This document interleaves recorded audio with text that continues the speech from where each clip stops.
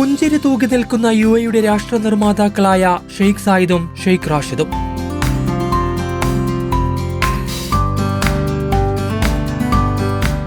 Guinness World Record നേട്ടം സ്വന്തമാക്കിയിരിക്കുകയാണ് Hatta ഡാമിൻ ചെരുവിലൊരുക്കിയ രാഷ്ട്രശില്പികളുടെ ചുമർചിത്രം.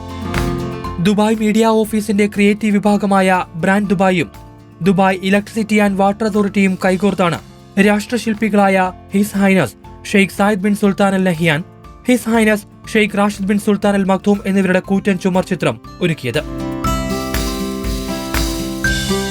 2198.7 ചതുരശ്ര മീറ്ററാണ് ചിത്രത്തിന്റെ നീളം.